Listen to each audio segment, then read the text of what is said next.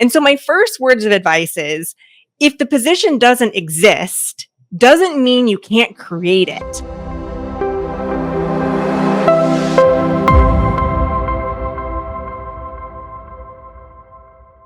There's challenges there. There's struggles there. They're going up against people who have, with anything, they're like, well, what management experience do you have?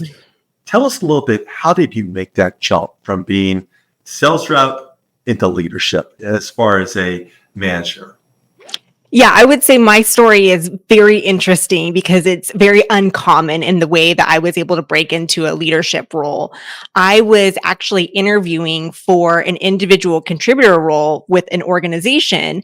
And while I was interviewing, I had brought a business plan that I had created for one of the previous organizations that I worked for. So when I was in dental sales as an individual contributor, the first company that I worked for, I noticed that there was an opportunity for sales training. I remember the first time I was exposed to sales training, how revolutionary it was for me in my business and how I was able to double my business the next year. And I said, what would it look like if we had somebody that worked for the organization that was a national director of sales? And we didn't have the position before. And so I wrote up a business proposal that said, here's a job title, here's what the roles and responsibilities are, here's how the compensation plan is going to be worked based on the acceleration of the onboarding of new employees and growth within the organization. And so my first words of advice is, if the position doesn't exist, doesn't mean you can't create it. A lot of times, if you see a gap within an organization, put together a business plan, propose it to your manager, see what opportunities you can create within the organization. Now, the organization ended up creating the position. However, I was recruited into a new company before they implemented it, so I didn't take that position, but I still had the business plan.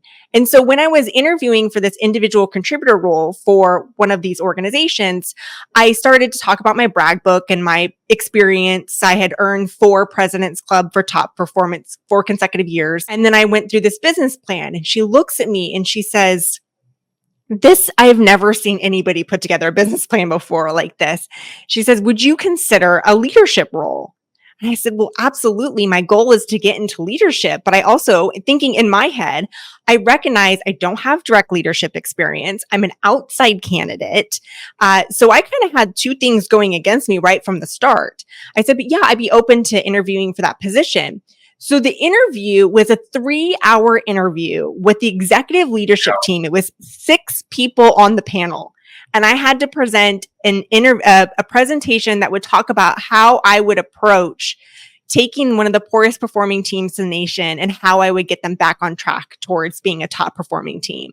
And I was terrified of it. And I remember going into that interview, I reached out to my network. I reached out to people that I knew that were in high level C-suite executive positions, people that were in leadership roles. And I interviewed each of them.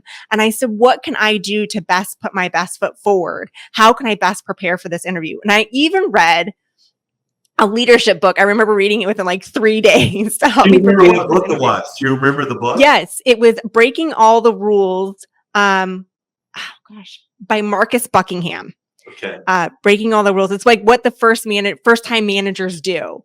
And I remember reading that book within a couple days. And between that and all the interviews that I had, I believe I really well prepared myself for that interview. And I ended up getting the job, and I ended up being in that role for a year and took that team to #1 in the nation.